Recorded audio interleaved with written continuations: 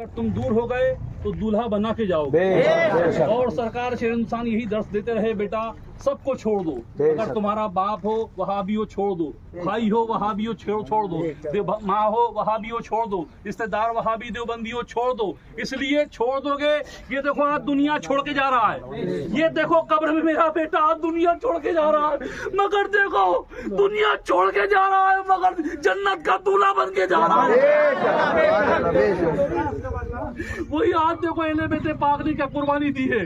हजरत जय शहीद रज़ियल्लाहु मौला ताला जिनके जनाजे मुबारक को 4 साल 2 महीना 28 दिन कूफा के बाजार के अंदर और एक झटक के अंदर लटकाया गया। 4 साल 2 महीना 28 दिन हजरत जैद इब्न शहीद। कौन जैद इब्न शहीद? जो इमाम सैयदना इमाम ज़ैनुल आबिदीन के शहजादे हैं, इमाम बाकर के सगे भाई हैं। मगर हश्शाम बिन मलिक से जब आपने मुकाबला किया, इस बुनियाद पर मुकाबला किया, हश्शाम बिन मलिक ने कहा, उसके हवारियों ने कहा, उसके चाहने वालों ने कहा, हश्शाम बिन मलिक के लोगों ने कहा कि अबू बकर सिद्दीक को गुस्ताख कहो, उमर इब्न खत्ताब को गुस्ताख कहो। मगर सैयदना जैद इब्न शहीद कहते हैं ये अबू बकर सिद्दीक, उमर इब्न खत्ताब ये तो हमारे आका हैं, आका।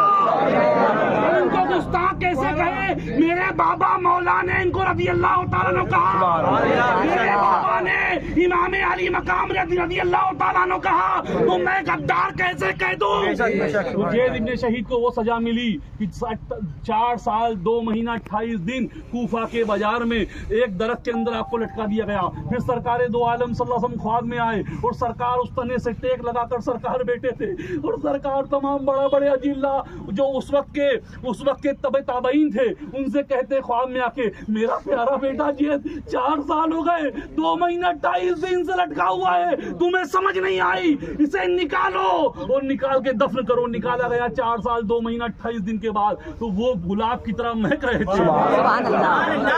खुशबू महक रही थी, फूल की तरह महक रहे थे। याद रखो अहले बैते पाक ने हमेशा कुर्बानी दी है। हज़रत इमाम मूसा काज़िम को जिंदरान की जेल के अंदर कई सालों तक बंद किया गया और जहर दिया गया। इमाम बाकर को जहर दिया गया, इमाम जाफर सादिक को जहर दिया गया। ये अहले बैते पाक की कुर्बानी है। वही कुर्बानी को सरकार शेर हिंदुस्तान ने तुम तक हम तक पहुंचाया।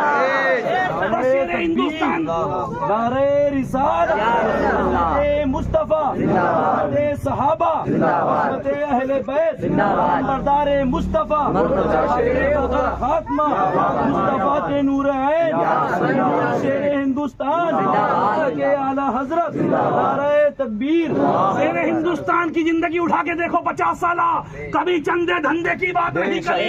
क्या देखो कसम खुदा की वो और खानका होगी जो चंदे धंधे की बात करती है। शेर हिंदुस्तान ने जब भी कहा यारो तुमसे बस ईमान बचा लो, ईमान बचा लो। कब्र में कोई काम आने वाला नहीं, ना बाप कब्र में काम आएगा, ना माँ कब्र में काम आएगी, ना भाई कब्र में काम आएगा, ना चचा कब्र में काम आएगा, ना सगा बाप कब्र में काम आएगा। कब्र में काम आने वाली जात है तो अहमद मुख्तार की जात है, मक्के के ताजदार की जात है, मदीने के सरदार की जात है। और आका कहेंगे कब्र में शेर हिंदुस्तान फरमाते हैं, सरकार हमेशा फरमाते आका कहेंगे तूने बाप को छोड़ा बेटा मेरे लिए, भाई को छोड़ा मेरे लिए, तूने रिश्तेदारों को छोड़ा, दुश्मनों को छोड़ा मेरे लिए। आज मैं तेरा आका हूँ, चल तुझे साथ लेके जन्नत में लेके।